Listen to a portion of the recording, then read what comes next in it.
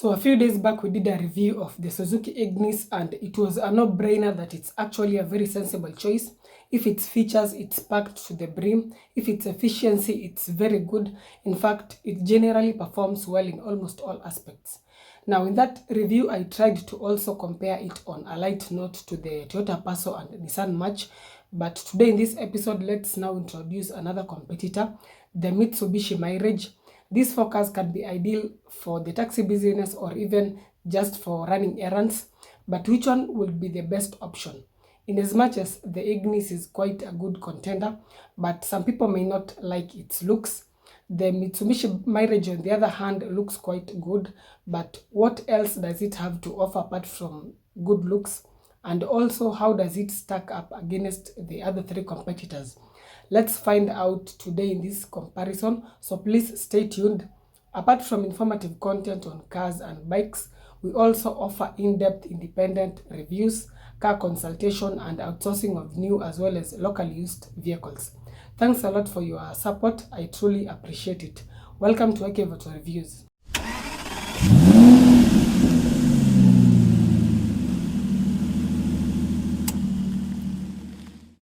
So straight away we will be comparing the 2017 models. The 2017 Ignis is the second generation, which has been in production from 2016 till present. The 2017 Mirage is the sixth generation, which has been in production from 2012 till present. That's quite a long production time, though there have been two facelifts during that production time. The 2017 Passo is the third generation, which was in production from 2017 till 2023. And last but not least, the 2017 Nissan Match is the fourth generation, which was in production from 2010 till 2022. As usual, let's begin with the engine options.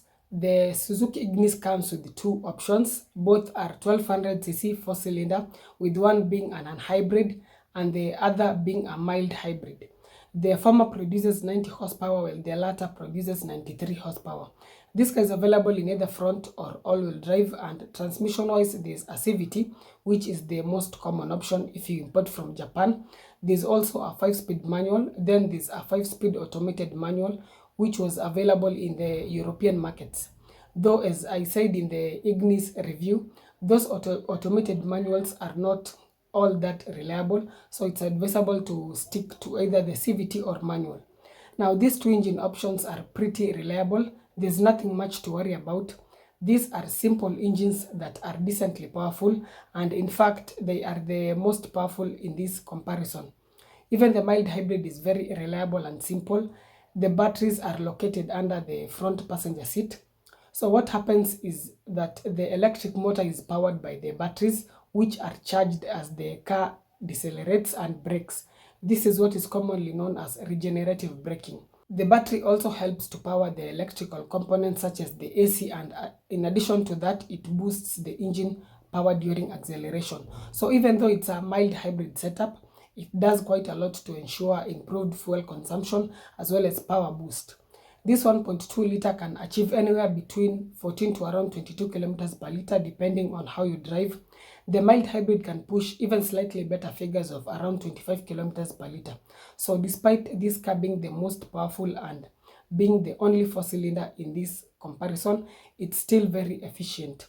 Onto the Mitsubishi Mirage, it comes with a 1200cc three-cylinder engine that churns out 78 horsepower. Mated to that engine are either of two gearbox options, which only deliver power to the front wheels. That is a CVT or a 5-speed manual. There's no hybrid option here. Mitsubishi has kept it very simple. Only one engine option that is decently powerful enough.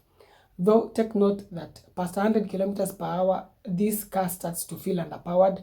Then there are also vibrations which can be felt, but slightly, and this is quite a common issue with three-cylinder engines. They are generally not that well balanced. This is a car that is mostly ideal for town and city drives. You could take it out on a long journey, but it will strain, especially if the car is loaded with passengers and a bit of luggage, or when going uphill. In fact, on long distances, the Suzuki Ignis performs better thanks to more power and refinement from its four-cylinder engine. Reliability-wise, the Mirage performs quite well. It's not a complicated car by any means. It's a very simple and affordable to maintain. car, though there have been sporadic issues to do with the CVT failure, which can at times be caused by overworking the car, by doing long distances without taking breaks.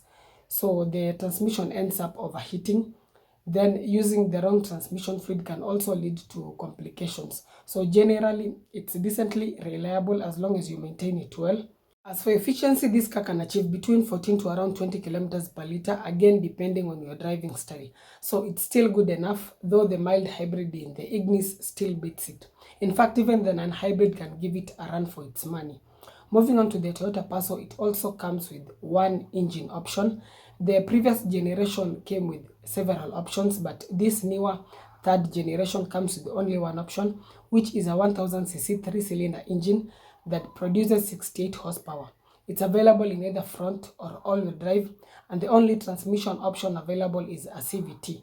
Now, this is the least powerful car in this comparison, but it performs very well in terms of fuel efficiency. In fact, it's the most efficient non-hybrid among these four. It can achieve all the way up to around 23 kilometers per liter. It's only the Suzuki Ignis mild hybrid that can beat it in that regard.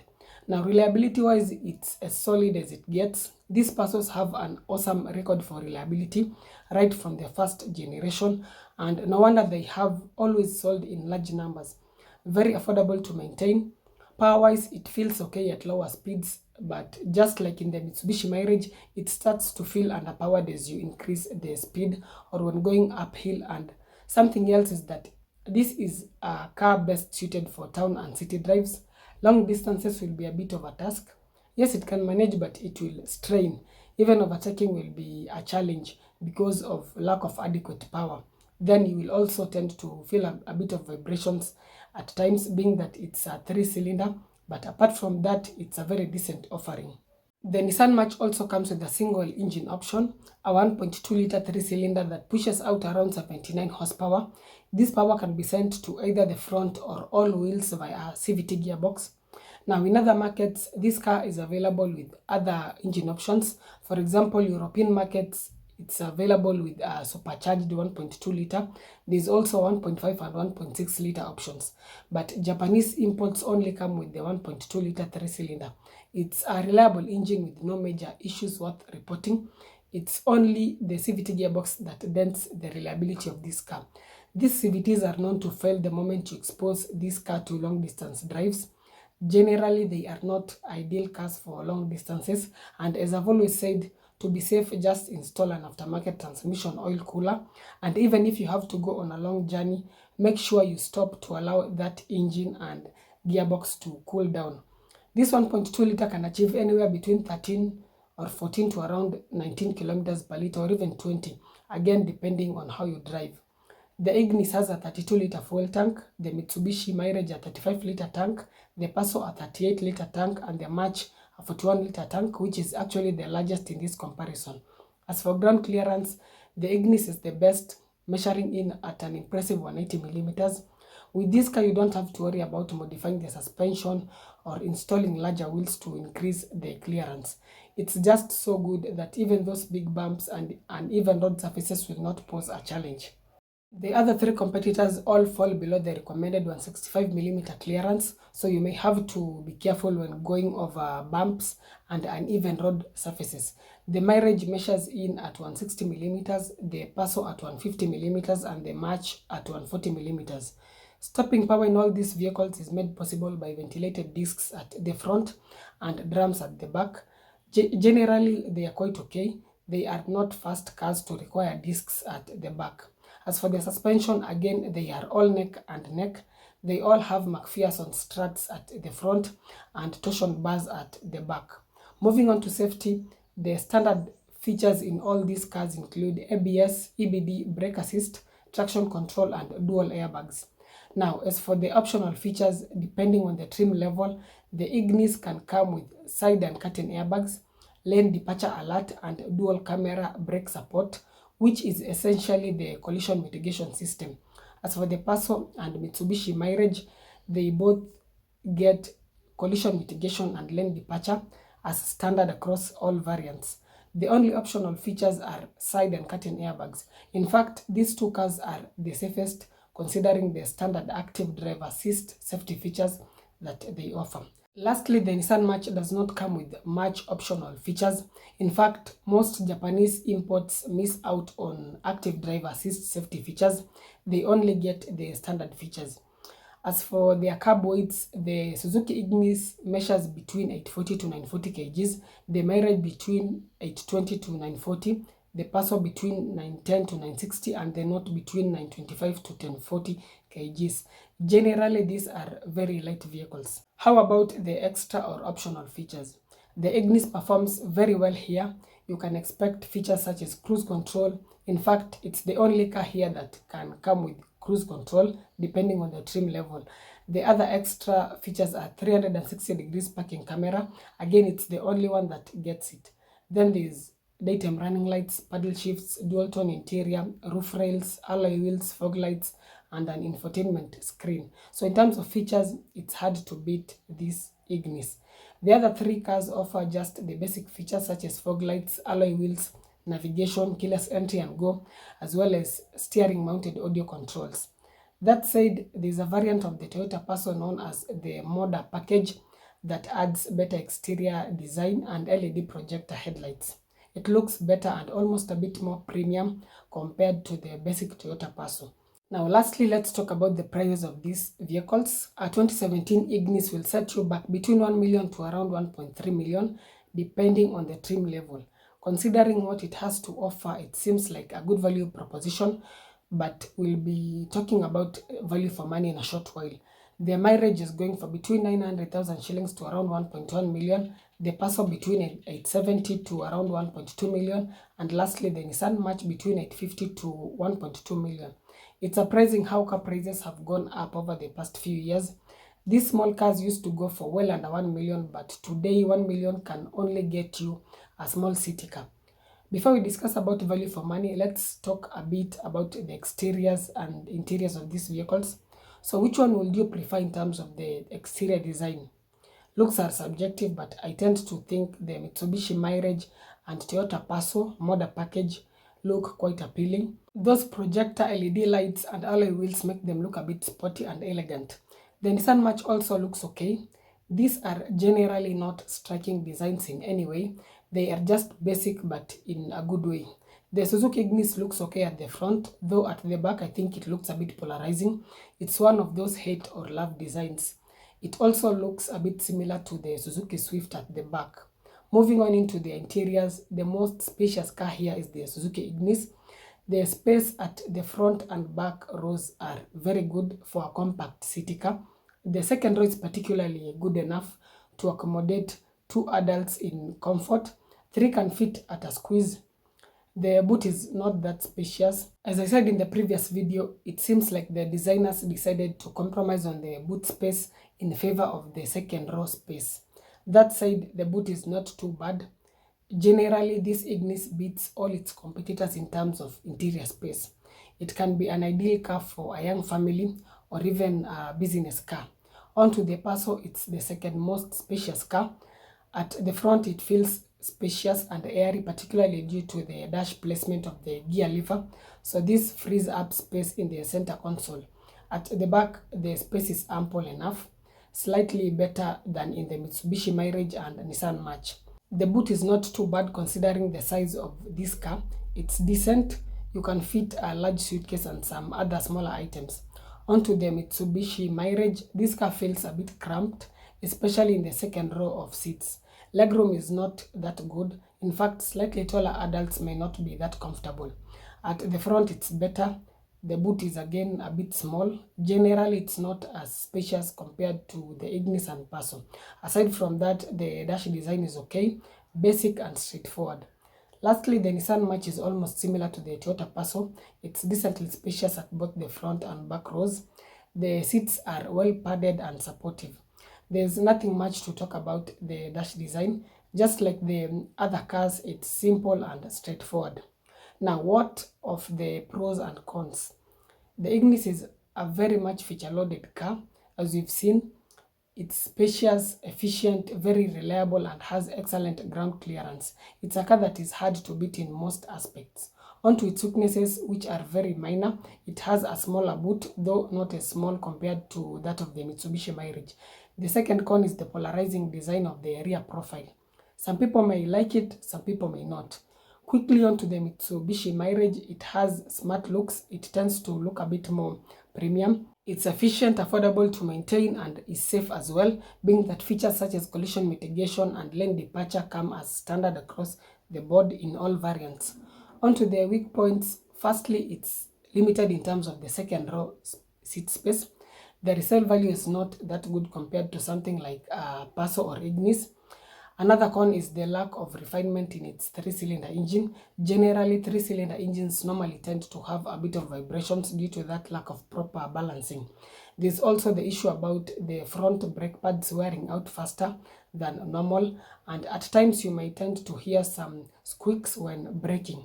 This is something that can be mitigated by installing higher quality brake pads. The last issue has to do with the CVT failure.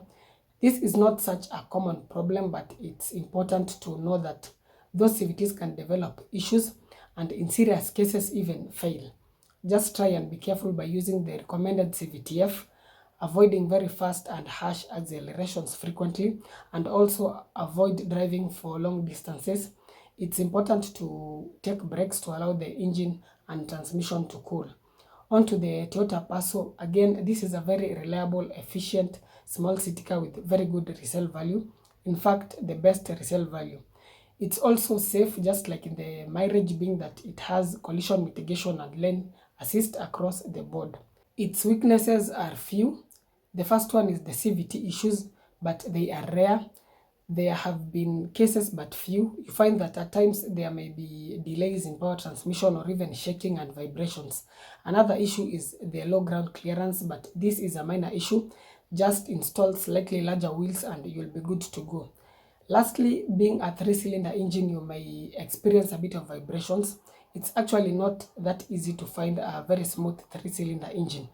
Last but not least, the Nissan March is efficient, affordable to maintain, and is in fact among the most affordable small city cars in the market currently. With a starting price of around 850,000 shillings, it seems like a good value for money proposition, but is it? That takes us on to its weaknesses. The first one is average resale value. It tends to lose its value faster compared to the segment leaders like the Toyota Passo. Secondly, it has low ground clearance, but as I've just said, this can be cured by going for slightly larger wheels. Another issue is to do with the CVT gearbox. Nissan CVTs have had a bad reputation when it comes to reliability. They are weak transmissions that have a high propensity for overheating. You don't want to risk driving this car on a long journey without having a transmission oil cooler. Something else is suspension issues. This is another problem that is a bit common with Nissans. The suspension components tend to wear a bit faster compared to those of competitors. At times you may hear rattles and squeaks when going over bumps or rough roads. The last issue is to do with the already mentioned vibrations from three-cylinder engines, just like in the Passo and Mirage. So with all that said, which car should you go for? Now, a lower starting price does not necessarily mean that a product offers good value for money. Value for money means that a product performs its purpose effectively and efficiently, and you are paying a reasonable amount for it. Now, in this particular case, both the Mitsubishi Mirage and Nissan March are more affordable to buy, but unfortunately, they are lacking in a few aspects such as space and also a bit of reliability. The other two competitors are slightly more expensive but perform better in terms of reliability, space, resale value, and even features. And that's why they come on top. Get either of these two cars, though the ultimate winner is the Suzuki Ignis.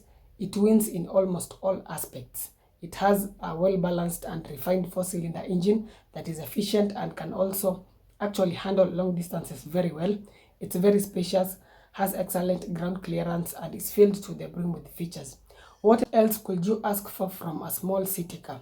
If not the Ignis, then get the Passo. My personal pick will be the Suzuki Ignis. Do let me know your thoughts in the comment section.